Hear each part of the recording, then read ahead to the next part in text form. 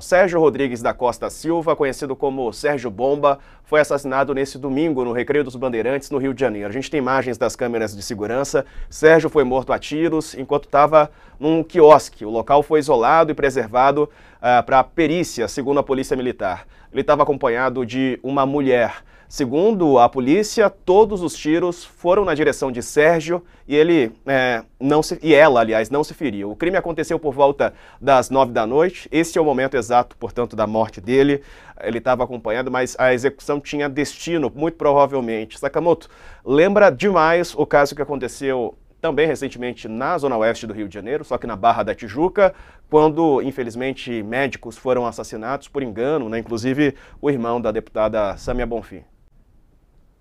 Sim, o médico Diego Bonfim, né, 35 anos, foi um dos 3 médicos assassinados naquele quiosque na Barra da Tijuca, mortos por engano, né, procurava-se um líder de narcomilícia, e aí acabou um deles sendo confundido com essa liderança e foi morto, né, não dá nem para dizer que isso é uma investigação, porque essa informação, inclusive, foi passada pelo crime para a polícia, né, de que houve a morte por engano, e depois o tribunal do crime se resolveu lá dentro, que é um absurdo em dobro. Tem gente que acha isso lindo, isso é um absurdo em dobro. Ou seja, a justiça, a polícia brasileira não consegue dar conta, o próprio Tribunal do Crime acaba entregando a apuração, né, do que aconteceu.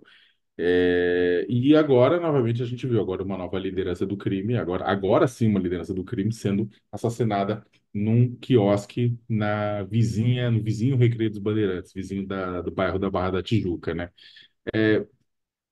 Começa a ser, na verdade, ficar complicado para o governador Cláudio Castro, né, de tentar garantir que a Zona Oeste do Rio, que é uma das regiões mais turísticas da cidade do Rio de Janeiro, com praias que são procuradas, né, por turistas de todo o Brasil, com uma infraestrutura hoteleira também invejável por conta, inclusive, das Olimpíadas, né, que foi realizado lá na região, né, justificar de que os quiosques da orla, que são locais em que as pessoas procuram descanso, procuram tranquilidade, são locais em que o governo garante isso, o governo não garante, né?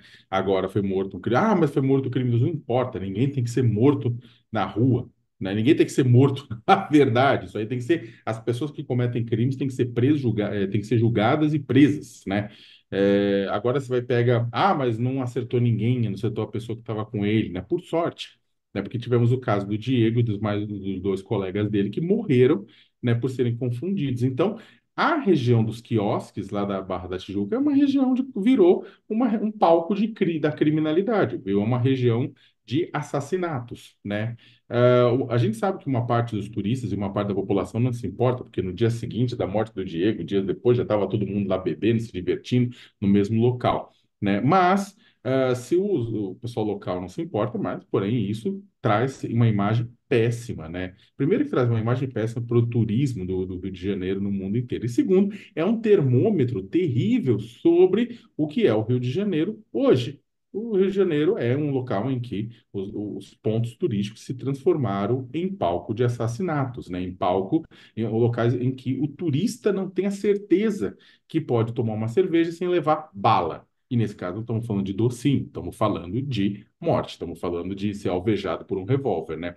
Então, é um termômetro, Diego, de que o Rio de Janeiro vive um descontrole, né? Em que o crime se uniu, né, ao Estado, o Estado, inclusive, dentro dele, dentro do seio do Estado, brotaram, né, cânceres chamados milícias, né, que brotaram dentro do seio das polícias, e hoje você tem gente dentro do governo, né, como o próprio miliciano, sim, preso, pode vir a revelar, né, gente dentro do governo que apoia o crime organizado, que ajuda o crime organizado, que organiza o crime organizado. Inclusive, um observador, um parlamentar que é bastante observador da realidade fluminense, disse que o verdadeiro crime organizado do Rio de Janeiro está no seio da polícia, que é ela que permite que tudo isso que aconteça.